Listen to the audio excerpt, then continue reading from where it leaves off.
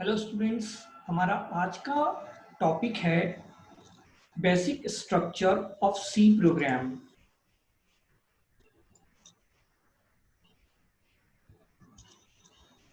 Basically C program को 6 parts में divide किया जाता है, जो कि है documentation section, link section, definition section, global declaration section, main function and सब programme.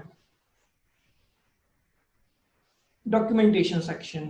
The documentation section is the part of program where the programmer gives the detail associated with the program.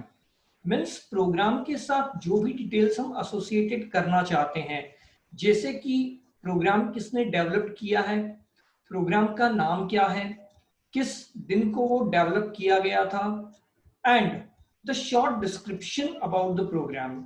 ये सब कुछ हम programme के documentation section में देते हैं। Then next section आता है link section. This part of the code is used to declare all the header file that will be used in the program. This leads to the compiler being told to link the header files to the system library. जैसा कि हम सब जानते हैं कि C में हमें कुछ सिस्टम डिफाइंड फंक्शंस भी मिलते हैं, यानी कि C हमें कुछ बिल्ट इन फंक्शंस प्रोवाइड करती है।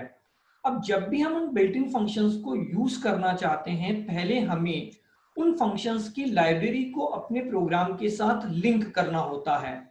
तो इस सेक्शन में हम अपने प्रोग्राम के साथ उन पर्टिकुलर लाइब्रेरी फाइल्स को लिंक करते हैं जिनके फंक्शंस हम अपने प्रोग्राम में यूज करने वाले हैं, और ये काम हम करते हैं hash include pre processor directives की हेल्प से। इसको करने के दो तरीके हैं। हम लिख सकते हैं hash include less than symbol then our library file then greater than symbol, या फिर हम लिख सकते हैं हैश इंक्लूड इन्वर्टेड कॉट में हमारी हेडर फाइल। जब हम लोग अपनी हेडर फाइल को less than greater than symbol के बीच में लिखते हैं, तो वो हमारी हेडर फाइल को सर्च केवल इंक्लूड फोल्डर में करते हैं, और अगर हम डबल इन्वर्टेड कॉट में अपनी हेडर फाइल को लेते हैं, तो कंपाइलर हमारी हेडर फाइल को इंक्लूड फोल्डर और करंट फोल्डर दोनों में सर्च करता है, और जहां पर भी वो फाइल मिलती है वहां से उस फाइल को हमारे प्रोग्राम में लिंक कर देता है, ताकि हम उस लाइब्रेरी में मौजूद फंक्शंस का अपने प्रोग्राम में यूज कर सकें। देन थर्ड सेक्शन आता है definition section. In this section, we define different constant. The keyword define is used in this part. Constant यानी कि फिक्स वैल्यू। अगर हम अपने प्रोग्राम में कोई कांस्टेंट डिफाइन करना चाहते हैं, तो इस सेक्शन में हम हैश डिफाइन की सहायता से कांस्टेंट डिक्लेयर और डिफाइन कर सकते हैं। इन्हें मैक्रोस भी कहा जाता है। Now, global declaration section. This part of code is the part where the global variable are declared. All the global variable used are declared in this part. This user defined function are also declared in the part of the code.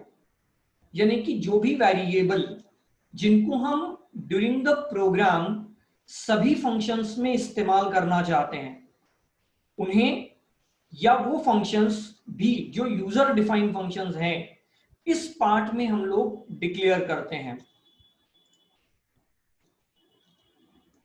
Then main function section. Every C program needs to have the main function.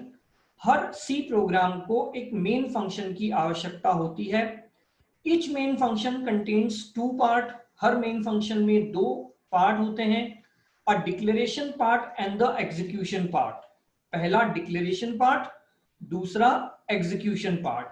The declaration part is the part where all the local variable are declared.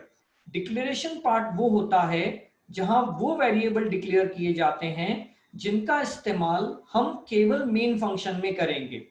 Other function में वो variables unknown होंगे। The execution part contains the actual logic of the program.